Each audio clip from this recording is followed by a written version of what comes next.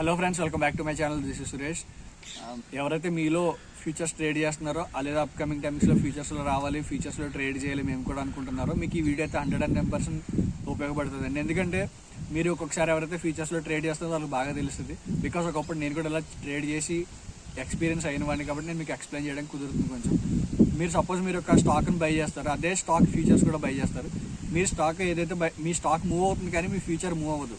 లేదంటే మీ stock down side వస్తుంది కానీ మీ ఫ్యూచర్ డౌన్ సైడ్ రాదు. మీరు బై చేసిన ఫ్యూచర్ మీ స్టాప్ లాస్ అనేది హిట్ అయిపోవడం జరుగుతుంది. ఎందుకు ఇలా హిట్ అయిపోతుంది ఏంటి అనేది మీకు అర్థం కాదు.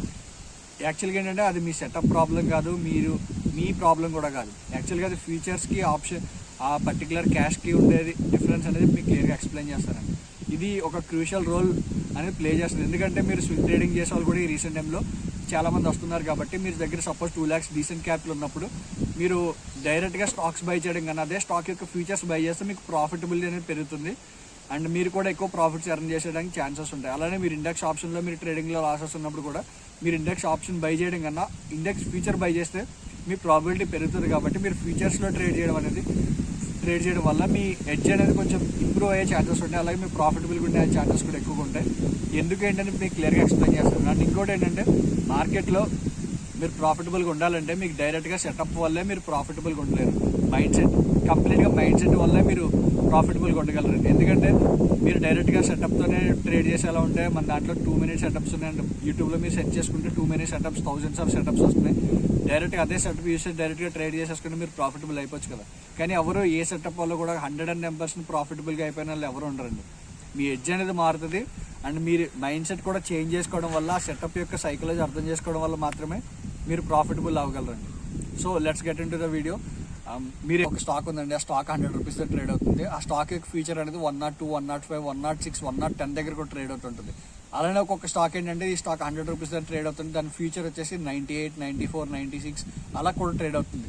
ఈ డిస్కౌంట్ అండ్ ఎక్స్ట్రా మీరు అనుకున్న ప్రైస్ కానీ ఎక్స్ట్రా ఎప్పుడైతే ట్రేడ్ అవుతుంటాయో ఈ యూనివర్సల్ రూల్ ఏంటంటే ఈ ఫ్యూచర్ ఉంది కదా, ఈ 100 rupees యొక్క స్టాక్ ఫ్యూచర్ ఉంది కదా, ఇది ఎంత డిస్కౌంట్లో ఉన్నా ఎంత ఎక్కువ ఓవర్ వాల్యూడ్లో ఉన్నా సరే end of the month final last Thursday రోజు ఈ ఫ్యూచర్ అనేది ఈ స్టాక్ యొక్క క్యాష్ మార్కెట్ యొక్క ఎంత ప్రైస్ ఉంటుందో ఆ ప్రైస్తో మీకు ఎక్స్పైర్ అవ్వాలండి. అది యూనివర్సల్ రూల్. ఎన్ఎస్సీ రూల్ అవ్వచ్చు, యూనివర్సల్ రూల్ అవ్వచ్చు.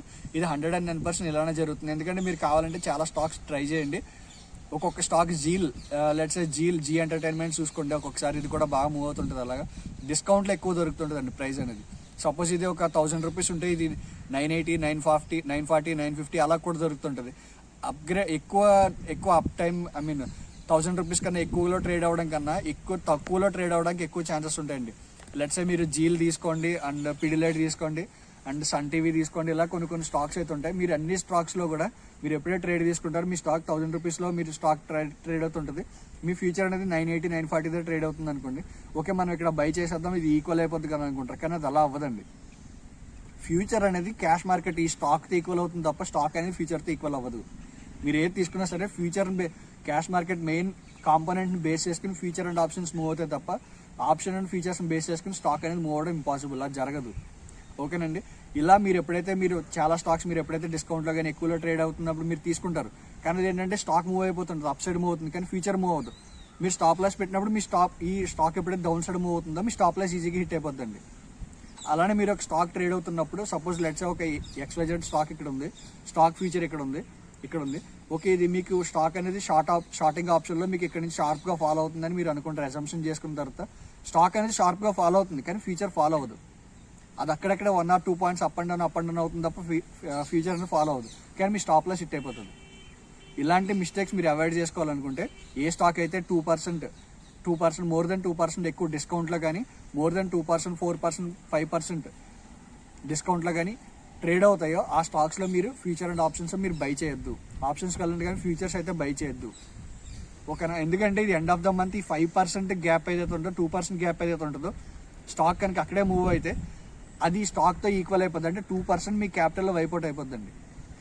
2% నుండి మీరు ఎంత లాట్ సైజ్ తీసుకున్నారో లాట్ సైజ్ మీరు క్యాలిక్యులేట్ చేసుకోవచ్చు. మీరు రిస్క్ అనేది ఎక్కువైపోతుంది, మీ ప్రాఫిటబిలిటీ తక్కువ అవుతుంది. కాబట్టి మీరు ఏ స్టాక్ తీసుకున్నా సరే 2% కన్నా ఎక్కువగా ట్రేడ్ అవుతున్న ఫ్యూచర్ అయినా సరే 2% కన్నా ఎక్కువ ట్రేడ్ అవుతున్న ఫ్యూచర్ అయినా సరే మీరు బై చేయొద్దు. అలా బై చేయడం వల్ల మీ స్టాప్ లాస్ హిట్ అయిపోయే ఛాన్సెస్ ఎక్కువగా ఉంటాయి. మీరు ఇది బేస్ చేసుకొని మీరు ఎప్పుడైతే మీ స్టాక్ అనేది మీ ఫ్యూచర్ రెండు జస్ట్ ఒక 1 or 2 పాయింట్స్ అప్ అండ్ డౌన్లో అయితే మీకు ఓకే, మీరు ప్రాఫిటబుల్గా ఉండడానికి ఛాన్సెస్ ఎక్కువ ఉంటాయి. అంతకన్నా మీరు ఎక్కువ అవ్వద్దు. ఎక్కువగా పెద్ద లెట్స్ మీరు చాలా మంది స్వింగ్ ట్రేడ్లో క్యాండిల్ బ్రేక్అవుట్ అవ్వగానే ఫ్యూచర్ బై చేస్తున్నారు. ఆ ఫ్యూచర్ ఎక్కడ ఉందని వాళ్ళకి అనవసరం, వాళ్ళు బై చేసుకుని వెళ్ళిపోతున్నారు. కానీ స్టాక్ మూవ్ అవుతుంది కానీ ఫ్యూచర్ మూవ్ అవ్వదు. లేదంటే స్టాక్ కొంచెం డౌన్ సైడ్ వచ్చినా సరే మీ ఆప్షన్ ప్రీమియంలో ఎంత డికే ఉంటుందో ఆ టైప్ ఆఫ్ మూమెంటంలో ఫ్యూచర్ డికే అయిపోయి మీకు ఈక్వల్ అయిపోద్ది.